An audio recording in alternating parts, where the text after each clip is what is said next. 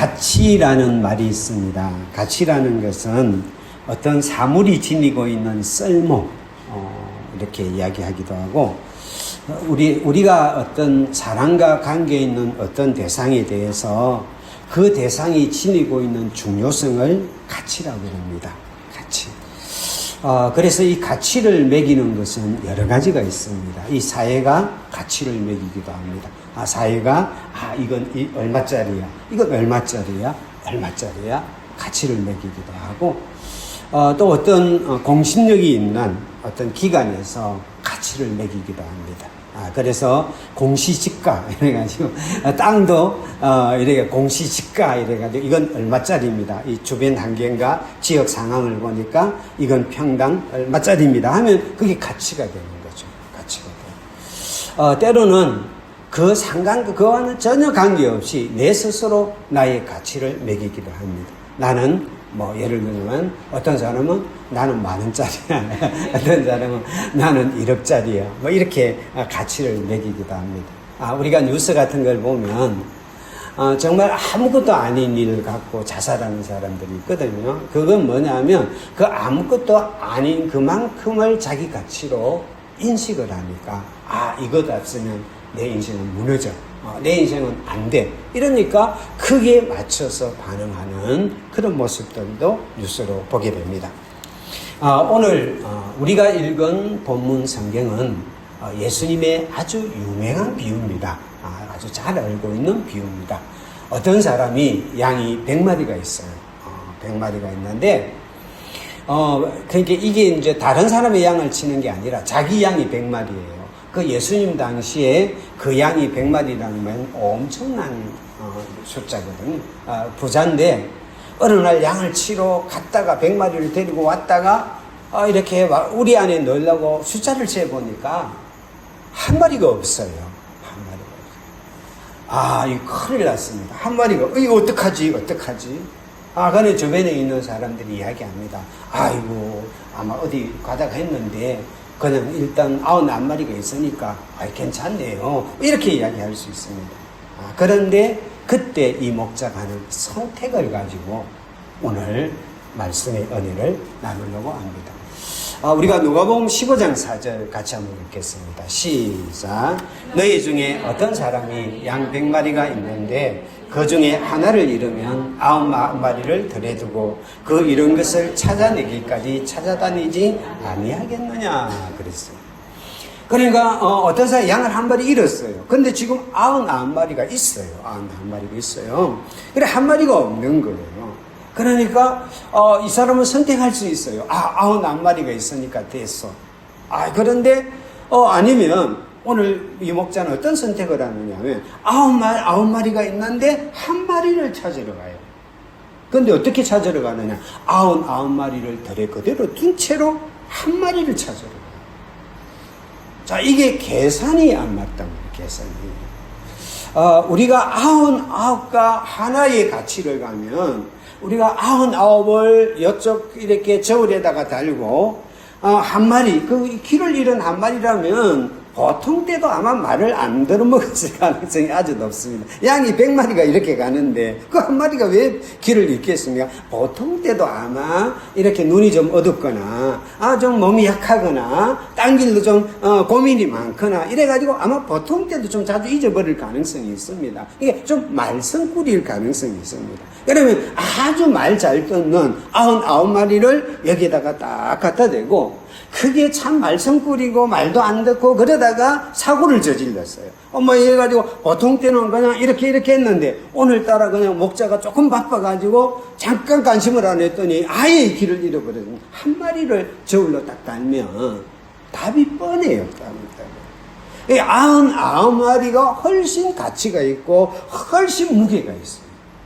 그러면 우리가 보통이면 99마리가 있으니까 됐어. 99마리가 한 마리인데 그 보통 때도 말 안 듣고 그렇게 하는데 됐어 하는데 이 목자는 어떤 선택을 하느냐 하면 99마리를 덜어두고 길 잃은 한 마리를 찾아갔어요.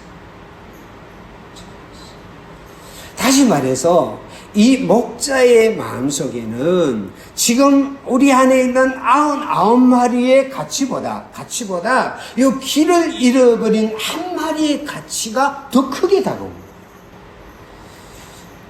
그러면 이 가치는 누가 매기느냐? 자, 우리가 다른 사람이 옆에서 딱 가치를 매긴다고 하고, 자, 여기 99마리를 선택할래요? 길을 잃어버린 한 마리를 선택할래요? 하고 이야기하면 아마 100이면 100, 99마리를 선택하지 한 마리를 선택한 사람은 없을 거란 말이죠.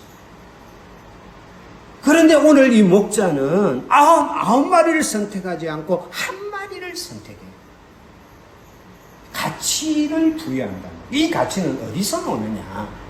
왜 99마리보다 한 마리의 가치가 더 크게 다가오게 만드느냐?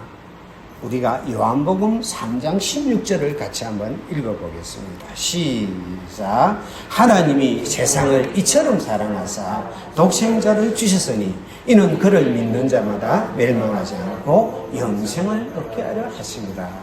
그랬어요. 여기는 하나님이 여기 이 세상인데, 이 세상이 어떤 존재냐면 여기 보니까 멸망하지 않고 하는 거 보니까 멸망받을 세상이에요. 이게 쉽게 말하면 멸망받을 세상을 하나님이 어떻게 선택하느냐 하면 독생자를 주셨어요. 왜요? 왜 독생자를 줬느냐 하면 멸망하지 않고 영생을 얻기 위해서 독생자를 주었어요. 그런데 왜 이 독생자를 주느냐 하면 오늘 보니까 세상을 이처럼 사랑하사 그랬어요. 자, 멸망받을 세상의 가치하고 멸망받고 버려야 될 가치하고 독생자의 가치가 있는데 하나님은 그 가치를 어디에 두느냐 하면 멸망받을 세상을 위해서 독생자를 십자가에 내어주는 선택을 해요. 그 이유가 뭐라고요? 사랑하사. 다시 말해서 가치는 무엇에 따라 좌우되느냐 하면 사랑에 따라서 좌우됩니다. 우리가 사랑에 콩깍지가 끼었다거든요. 우리가 사랑에 콩깍지가 씌워지면 다른 사람이 뭐라고 이야기하고 그 사람은 몇 점짜리야, 그 사람은 몇 점짜리야, 그 사람 몇 점짜리 하고 수많은 사람이 점수를 매겨도 귀에 안 들어와요. 사랑의 콩깍지가 딱 씌우는 순간부터 그 사람은 나에게 100점짜리예요. 나에게 만점짜리예요. 옆에 있는 사람들이 100사람이 10,000사람이 와가지고 그 사람은 90점짜리야 80점짜리야 60 이렇게 이야기해도 사랑의 공적이 내 눈에는 내가 사랑하는 그 사람이 만점짜리예요. 그래가 부모가 말려도 안 듣고 친구들이 말려도 안 듣고 그래가 꼭 결혼을 하잖아요. 공각지가 씌어가 결혼하잖아요. 그게 뭐냐면 가치는 사랑이 부여해요. 사람들이 계산할 때는 99마리의 양의 가치가 무겁고 이 길을 잃어버린 한 마리 양의 가치가 별 것 없지만은 이 목자에게는 길 잃은 한 마리 양에 대한 사랑이 있는 거예요. 그 사랑이 있다 보니까 99마리가 눈에 안 들어오는 거예요. 99마리의 지금 상황이 눈에 안 들어오고 그 사랑하는 이 길은 한 마리 양이 망하면 어쩌지, 죽으면 어쩌지, 짐승이 찢기면 어쩌지, 이 마음이 드니까 이 99의 가치가 안 들어오고 길은 한 마리만 내 눈에 들어요. 여러분, 사랑은 사랑받는 대상에게 가치를 부여합니다. 할렐루야. 그래서 성경은 우리에 대해서 뭐라고 이야기하느냐 하면 이사야 43장 4절 한번 같이 읽어볼까요? 시작. 내가 내 눈에 보배롭고 존귀하며 내가 너를 사랑하였음적 그랬습니다. 이사야 43장은 이스라엘이 포로로 끌려간 상황들을 염두에 둔 배경을 갖고 있는 말씀이에요. 그래서 하나님이 내가 내 눈에, 하나님의 눈에, 너희 모습이 어떤 내 하나님의 눈에 보배롭고, 하나님의 눈에 존귀하고, 하나님의 눈에 사랑스럽다. 그 상태 형태가 눈에 안 들어와요. 왜 안 들어옵니까? 사랑하니까. 사랑하였은즉. 사랑하니까 콩깍지가 씌니까 그 모습이 보배가 되고 그 모습이 존귀하게 돼요. 할렐루야. 그래서 우리가 잘 쓰는 녹석단에 그런 이야기가 있잖아요. 고슴도치도 제 새끼는 귀엽다 이 말이 있잖아요. 그러니까 왜 다른 사람 고슴도치 왜 그러냐. 그런데 사랑이 이렇게 콩깍지가 씌인 그 어미 고슴도치의 눈에는 그 새끼 고슴도치가 세상에 제일 아름답고 보배롭고 존귀한 거예요. 그 가치는 누가 부여했다고요? 사랑이 부여. 할렐루야. 그래서 헨리 나우엔이라는 유명한 아주 저자고 신학 작가인데 그분이 이런 이야기를 했습니다. 같이 한번 읽어볼까요? 시작. 사랑은 산수를 못한다. 1이 99보다 작다는 것을 모른다. 그랬어요. 사랑은 수학을 모른다. 이 사랑은 어느 게 크고 어느 게 작은지가 구분이 안 되는 거예요. 내가 사랑에 빠지는 순간부터 1과 99가 어느 숫자가 큰지가 구분이 안 돼요. 우리가 보통 때는 구분이 돼요. 99와 1. 너무 뻔하잖아요. 딱 뻔한데 사랑의 꼭딱지가 딱 씌인 순간부터 1이 99보다 커 보일 수 있어요. 할렐루야. 여러분, 이 우표가 세상에 제일 비싼 우표. 얼마짜리인 줄 압니까? 이게 1918년도에 미국에서 이렇게 한 우표인데, 그 우정국, 우체부재 실수로 인쇄를 할 때 실수로 저 비행기입니다. 가운데 비행기가 있는데, 이게 거꾸로 해가지고 도안이 돼가지고 찍은 거예요. 그래야 이 우정국이 너 깜짝 놀래가지고 거꾸로 됐다 이래가지고 인쇄를 멈춰갖고 세상에 100장밖에 없는 우표예요. 그 중에 팔린 우표는 딱 한 장이에요. 1918년도. 그래서 이 세상에 팔린 우표는 딱 한 장밖에 없는 이 우표가 얼마짜리인 줄 아십니까? 지금으로 우리 하면 200만 달러짜리 됐어요. 200만. 지금으로 하면 28억. 이제 낙찰을 받은 분이 찰스 핵이라는 분인데 76세예요. 이분이 워싱턴 포스트지와 인터뷰를 했어요. 어떻게 이걸 이렇게 했습니까? 근데 이분이 이런 이야기 했습니다. 이 우표 이름이 인버티드 제니라는 그런 이름을 갖고 있는 우표예요. 그러면서 이분이 이렇게 했는데, 인버티드 제니는 우표의 선배입니다. 우표 중에 최고입니다. 이러면서 28억을 했어요. 여러분, 이 우표의 가치를 부여한 게 뭐예요?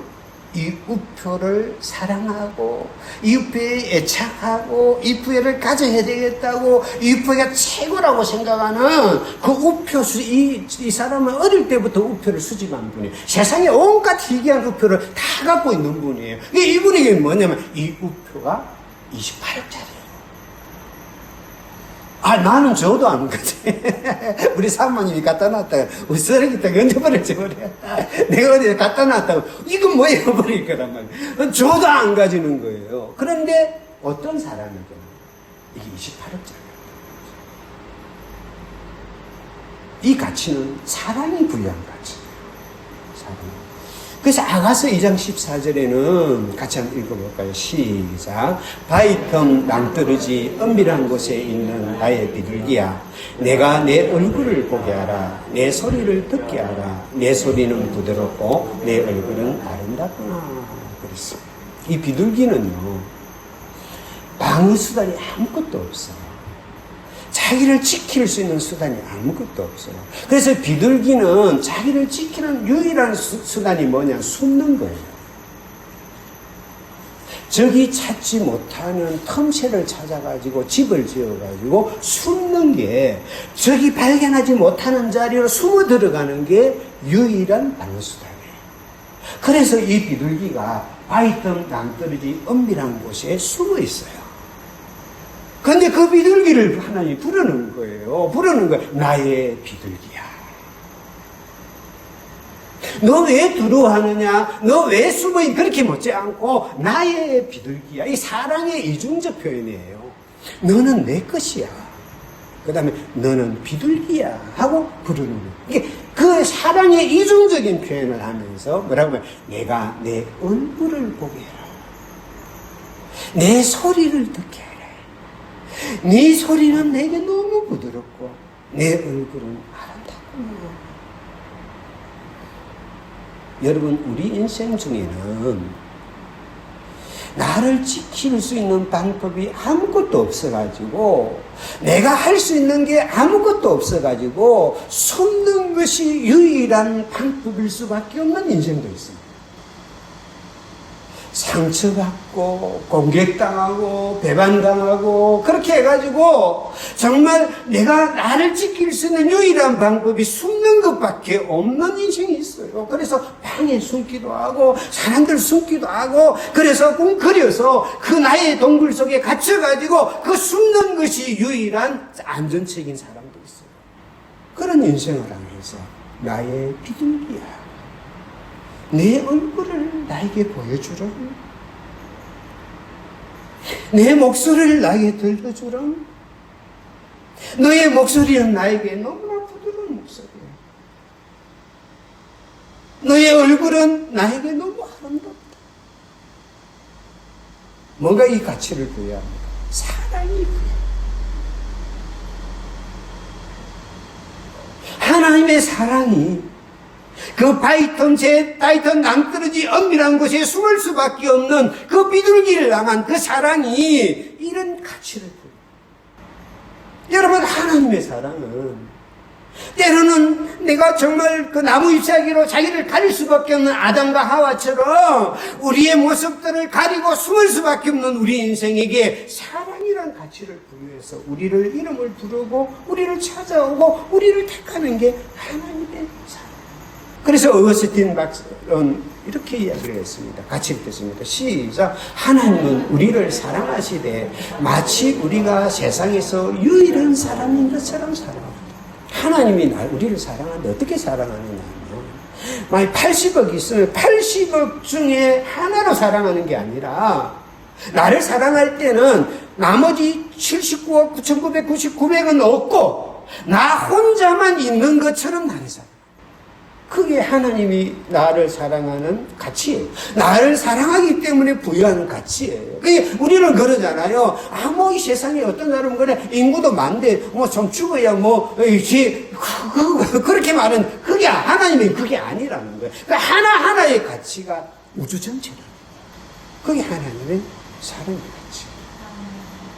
오늘 아침에 뉴스가 났는데, 어제 아침입니다.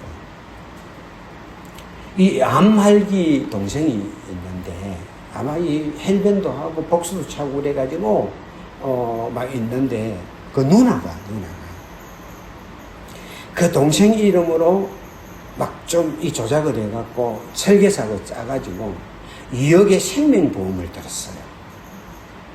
그래가지고 동생이 그 입원도 안 하고 이제 치료를 안 하니까 입원하라고 이러는데 민간 이렇게 여행보사들이 가고 입원하십시오 해도 안 하고 있다가 그리가 했다가 이제 막 죽기 직전에 막 혈변도 하고 막 이렇게 하니까 응급실에 끌려가가지고 보니까 직장은 말기예요. 그래 병원에 있다가 나흘 만에 죽었어요, 동생이. 그래가지고 그거 2억 이제 보험금을 타려고 신청을 했는데 이 보험사가 보니까 이상한 거예요. 그래 신고를 했어요. 2023년도 신고를 해가지고 그래갖고 25일 날인가 이번에 거기 판결이 났어요. 거기 이제 기사가 나와요. 이걸 결정적으로 그게 이제 누나는 나 동생 아픈 줄 몰랐다 막 이렇게 이야기했는데 이제 결정적으로 나온 게 뭐냐면.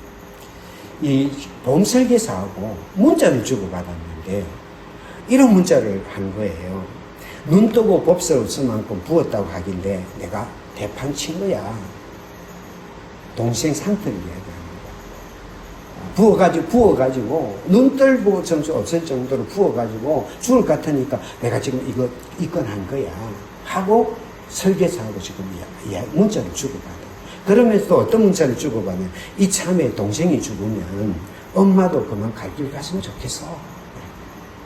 동생이 죽어가고 있는데 아파가고 있는데 그게 뭡니까? 돈으로 보이는 거예요. 아, 이걸 해갖고 2억을 받아내야 되겠다. 이걸 보이는 거예요. 이걸 보이니까 이게 동생은 그 누나에게는 아무 가치가 없어요. 봉금 타먹는 재료에 불과하고 얼마나 서글픕니까? 여러분, 사랑이 없으면 가치도 없어요. 여러분, 사랑하지 않으면 가치도 없는 거예요. 사랑하지 않으면 그 상대방은 나에게 그냥 거치장스럽고 장애물만 되고 그런 거예요. 그러나 사랑하면 나에게 최고의 가치고. 세월호 사건이 있었죠. 2014년 4월 16일 날 지도 안바다 있었는데, 이때 이제 이 구조를 하기 위해서 돈이 얼마 정도 들었냐면, 총 1조 3천억 원이 들었대요. 1조 3천억 원 들었어요. 구출하는. 그러면서 연 인원 17만 명이 또 투입이 되었고요. 그 당시 이 크레인선 하나 올리는 것만 해도 약 용선료가 2억 원이지. 그래서 사람들이 막 말이 많았어요. 여행 가다가 죽은 거 왜 그렇게 하냐, 하면서 막 하고 돈을 그렇게 하냐 하면서 말들이 많았어요. 말들이. 그 사람들에게는 다 맞는 말이죠. 그 가치로 보면 다 맞는 말이죠. 그러나 그 안에 자기의 생떼 같은 아이가 그 안에 갇혀 있는 그 부모, 그래서 하늘하기에 희망이라도 붙잡고 있는 그 부모에게는 그거 아무것도 아니에요. 정부가 왜 이 돈을 드립니까? 그 부모의 그 마음을, 그 부모의 그 사랑을, 가치를 인정해 준 거예요. 왜요? 우리 국민 모두가 다 같이 아파했어요. 그러니까 그 마음을 인정해줘가지고, 그게 가치. 여러분, 하나님의 사랑은, 나를 하는 그 사랑은 나를 이 우주의 어떤 것보다 귀한 가치로 나에게 매기는 줄 믿습니다. 그게 나예요. 내가 먹이는 가치가 나의 가치가 아니에요. 세상이 먹이는 가치가 내 가치가 아니에요. 다른 사람이 하는 가치가 내 가치가 아니에요. 하나님이 나를 사랑하사 독생자를 주면서까지 나를 사랑하는 그 사랑이 나의 가치예요. 할렐루야. 그러기 때문에 이 가치가 있기 때문에 절대 포기할 수 없어요. 같이 한번 읽겠습니다. 시작. 너희 중에 어떤 사람이 양 100마리가 있는데 그 중에 하나를 잃으면 99마리를 들여두고 그 잃은 것을 찾아내기까지 찾아다니지 않아요. 이 잃은 양, 찾는 신용을 할 수 있죠. 찾는 신용은 할 수 있습니다. 없네, 없어. 이렇게 할 수 있는데, 이 사랑이라는 가치로 이런 양에게 부여한 이 목자에게는 이 이런 양 한 마리의 가치가 너무 크기 때문에, 너무나 중요하기 때문에 포기할 수 없어요. 언제까지요? 찾아내기까지. 여러분, 우리의 물건 중에 잃어버리는 물건도 있거든요. 이런 물건도 있는데요. 그냥 그게 잃어버리면 또 사면 되지, 잃으면 또 사면 되지. 이런 것들은요, 좀 비싸도, 좀 몇 번 찾아다니니까 아깝지만은 그냥 포기해요. 그러나 세상의 유일한 가치, 나에게 다른 것과 바꿀 수 없는 유일한 가치를 가지고 있는 대상은 포기할 수 없어요. 그래서 언제까지? 찾아내기까지죠.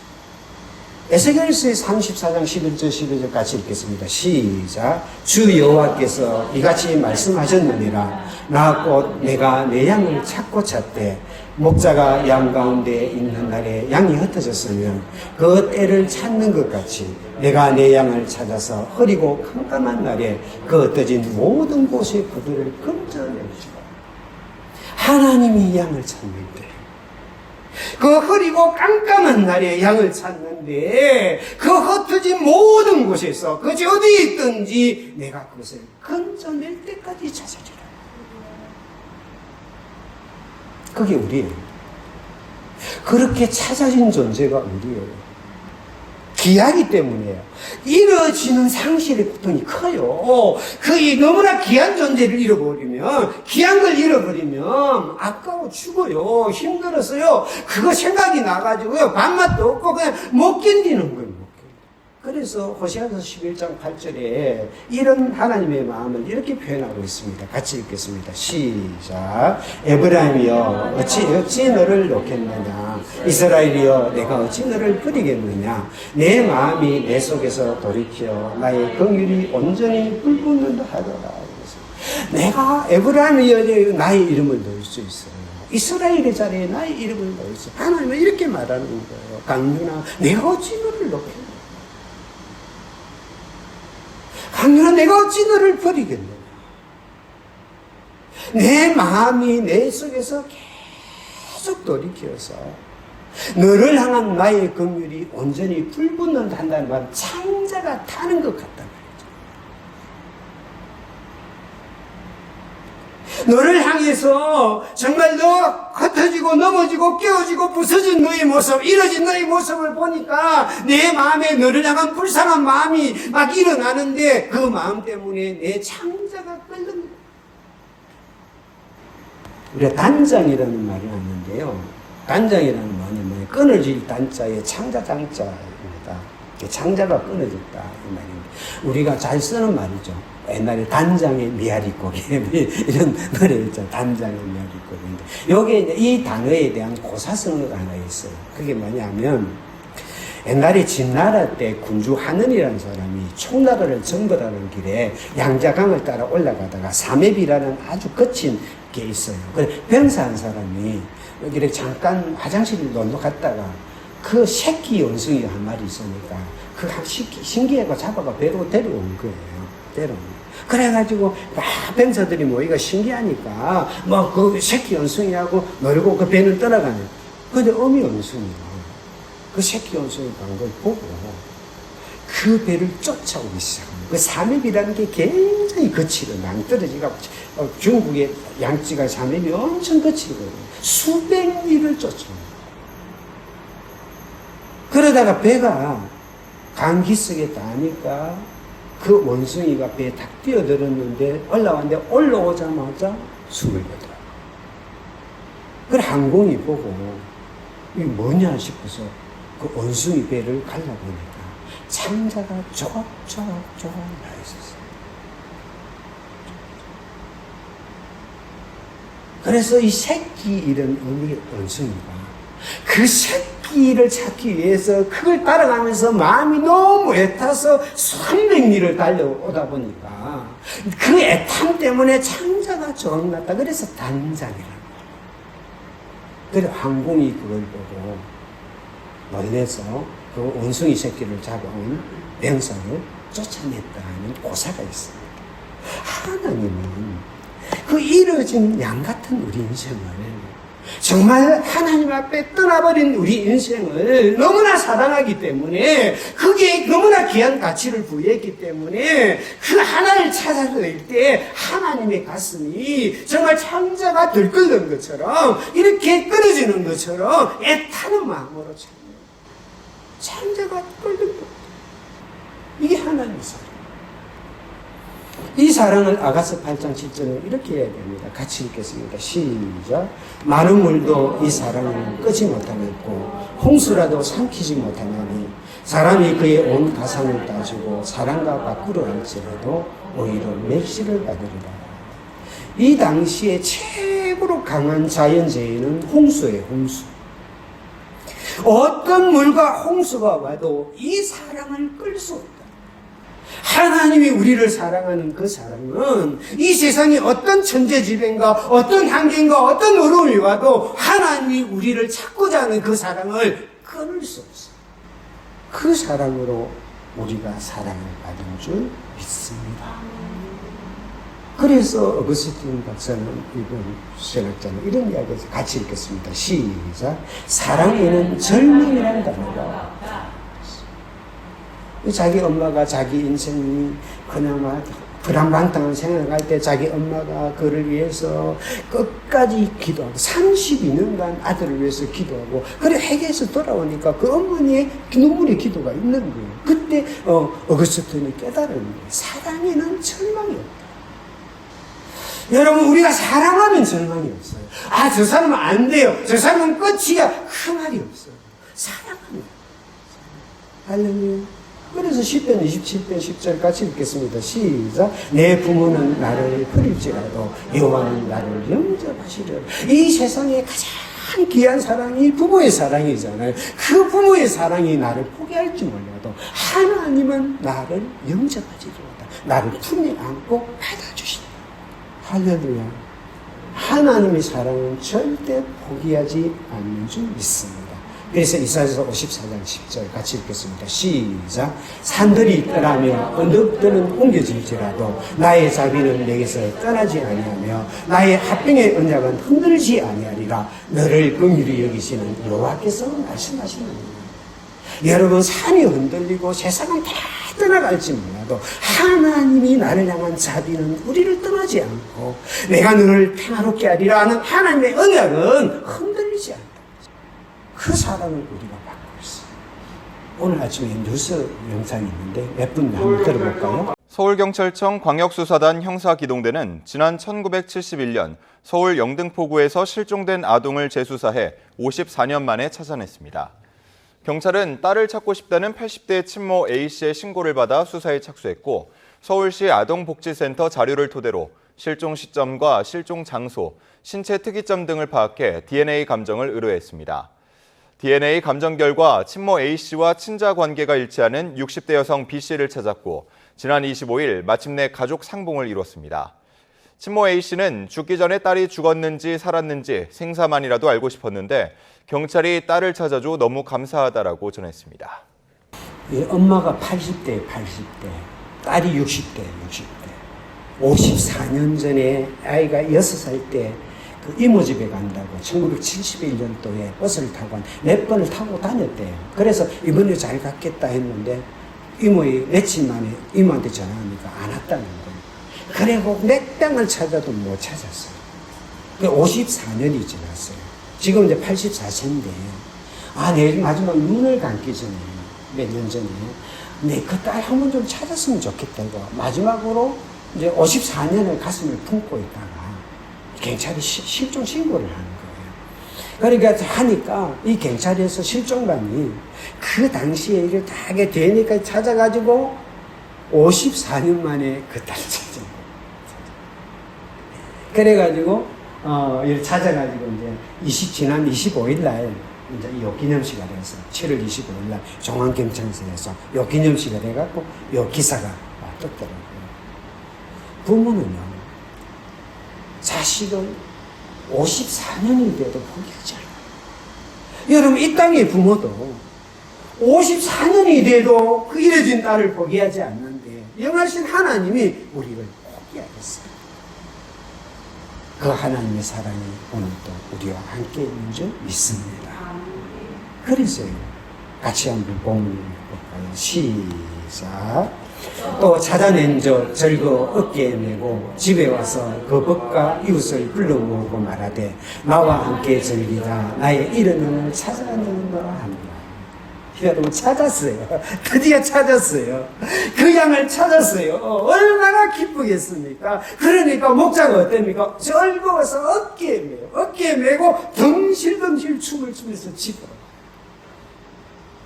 너무 기쁘니까 그냥 우리 식구끼리만 그 기쁨을 나눌 수가 없어요. 그래서 벗과 이웃들을 불러 모아요. 불러 모아가지고 야, 내가 이런 양을 찾았다 그러면서 잔치를 벌여요. 여러분, 잔치값이요, 이런 양에 몇십 배 나가는 거예요. 너무너무 기쁘니까, 너무너무 행복하니까. 이게 하나님의 마음이에요. 이뤄진 내가 하나님께서, 예수님께서 우리를 십자가의 골고다 언덕길을 넘어서 우리를 찾고 찾아서 마침내 우리를 찾았어요. 어깨에 메고 하나님 품에 왔어요. 그래서 기뻐 즐거워하면서 잔치를 벌이는 존재가 우리예요. 나는 하나님의 기쁨이에요. 할렐루야. 나 찾은 것 때문에 하늘나라에 잔치가 벌어지는 게 나예요. 할렐루야. 서반 3장 17절 같이 한번 읽어볼까요? 시작. 너의 하나님 여호와가 너로 말미암아 기쁨을 이기지 못하시며 너를 잠잠히 사랑하시며 너로 말미암아 즐거이 부르며 기뻐하시리라. 할렐루야. 할렐루야. 우리를 즐거이 부르며 기뻐하는 존재예요. 이사야 62장 5절 같이 읽겠습니다. 시작. 신랑이 신부를 기뻐함 같이 내 하나님이 너를 기뻐하시리라. 할렐루야. 그게 나예요. 그래서 우리가 주일날 예배 드리러 오잖아요. 하나님의 마음은요, 우리를 만날 때요, 하나님의 가슴에는 기쁨으로 가득 차요. 왜요? 잃었던 우리를 찾은 존재가 우리니까요. 당신의 아들의 십자가의 보배로운 피를 통해서 우리를 찾아준 존재가 우리니까 하나님은 우리를 만날 때마다 기쁜 거예요. 우리가 볼 때는 하나님 난 이런 동안에 이렇게 살았고 이렇게 살아서 이러지만 하나님 볼 때는 그거 눈에 안 보여요. 탕자가 돌아갈 때 아버지 눈에 탕자의 초라한 모습이 눈에 안 보이듯이 우리의 그런 모습들이 안 보여요. 그냥 나를 찾은 것이 기쁘고 나와 만나는 것이 기쁘고 나와 하나님 아버지와 자녀의 관계를 맺는 것이 기쁘고 우리가 하나의 가족이 된 것이 기뻐서 즐거운 것이 하나님의 마음. 우리가 영상 하나 볼까요? 제주 방송 나와주세요. 네, 제주입니다. 네, 제주 방송국. 김애자 씨 나오셨습니까? 네네, 지금 화면에 보이시는 분이 동생 김애자 씨인데요. 네, 서울의 권순이 어머님께서 나오셨는데요. 아, 그러세요. 따님과 어머님이신지 확인을 좀 해보셔야 되겠어요. 말씀을 네. 한번 해보세요. 그 부산서 그 집에 양탈로 갈 적에 네. 오래 있다가 갔어요. 좀 늦게 갔어요. 네, 조금 살다가 왔어요. 그 당시 나이는 6살인가 5살. 김혜자 씨 지금 몇 네, 살이세요? 지금 36살로 됐는데요. 아예 37. 6살에 가서 부산서 살다가 조금 살다가 갔다는 것도 확인이고요. 네. 확인이고 확인하셨고요. 네. 네. 확인이고 나 뭐로 갔어요? 그때 얼굴하고 지금하고 달라지니까요. 전혀. 그러시겠죠. 혹시 저 김혜자 씨 네. 다른 가족 기억이 좀 나세요? 다른 가족 기억은 안 나고요. 네. 그 당시는 엄마가 네. 저한테 한번 제주도로 간다는 소식을 듣고요. 네. 한번 찾아왔던 거 그거 기억밖에 안 나요. 어머니께서 몸에는 여기 흉터가 아이, 있어요. 여기. 목 맞아요. 옆에 흉터가 맞아요, 있고요. 맞아요. 무슨 흉터예요, 어머님? 여기가 네. 어려서 종기가 났어요. 조그만 흉이라고 말씀하시는데, 네. 화면으로 맞아요, 약간 맞아요. 비치는데요. 맞아요, 맞아요. 어머님께서는 맞다고 하셨어요. 엄마.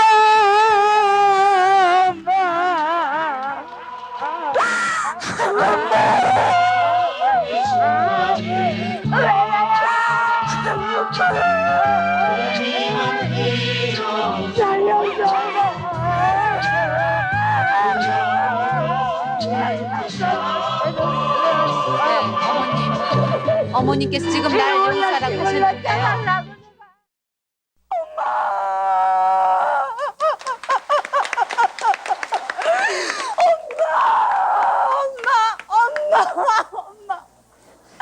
엄마 보고 싶어요.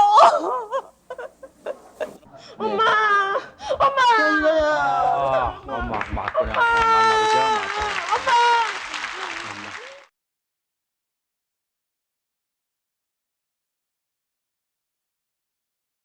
예, 하나님이 우리를 찾는 기쁨을 간격을 조금 느껴보고 싶어서 이 영상을 유튜브에 좀 찾아가지고 한번 띄웠습니다.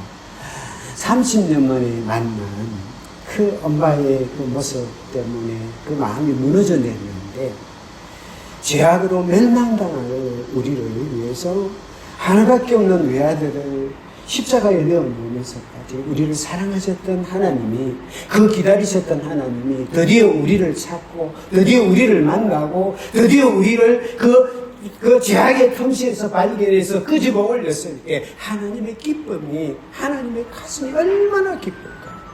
같이 한번 읽겠습니다. 시작. 내가 너에게 이르노니 이와 같이 죄인 한 사람이 회개하면 하늘에서는 해결할 것 없는 의인 99으로 말미암아 기뻐하는 것보다 더하리라. 우리 한 사람, 나 한 사람을 찾는 게 하나님에게는 저 모든 천군 천사 앞에 최고의 기쁨이에요. 할렐루야. 우리가 드리는 예배는 이 최고의 기쁨이 만나는 장소고 터져 나오는 장소가 우리의 예배의 장소예요. 할렐루야. 그래서 나의 가치를 우리가 함부로 평가하지 마세요. 하나님에게는 최고의 가치고요. 할렐루야. 하나님에게는 정말 절대로 잃어버릴 수 없는 존재가 나고요. 우리를 찾고 만날 때마다 그것이 기쁨이 되는 존재가 나입니다. 할렐루야. 그래서 우리가 이 소식을 가지고 우리도 나갔어요. 우리도 나갔어요. 정말 이뤄진 양 한 마리가 있잖아요. 이뤄진 그 한 마리 양이 나가서 이 하나님의 사랑을 우리가 전해줄 수 있는 그런 여러분과 제가 됐으면 좋겠어요. 그래서 정말 하나님의 기쁨이 날마다 할렐루야 시간마다 하나님의 보좌 위에서 터져나올 수 있는 은혜가 있었으면 좋겠습니다. 같이 읽겠습니다. 시작. 아름답도다 좋은 소식을 전하는 자들의 발이여 우리 위에 발이 이 하나님의 사랑의 가치를 전하는 하나님의 기쁨을 전하는 아름다운 발이 되기를 축복합니다. 기도하겠습니다. 사랑하는 하나님 은혜를 감사합니다. 하나님은 나를 사랑하셔서 나에게 최고의 가치를 부여하셨고 결코 나를 포기하지 않는 사랑으로 사랑하셔서 마침내 나를 자녀 삼아주신 것을 감사합니다. 우리를 어깨에 메고 우리를 가슴에 품고 덩실덩실 기뻐하시는 하나님의 기쁨이 기도 시간에 말씀으로 하나님을 만나는 시간에 예배의 시간에 우리의 가슴에도 흘러 넘치게 하옵소서. 예수님 이름으로 기도드립니다. 아멘.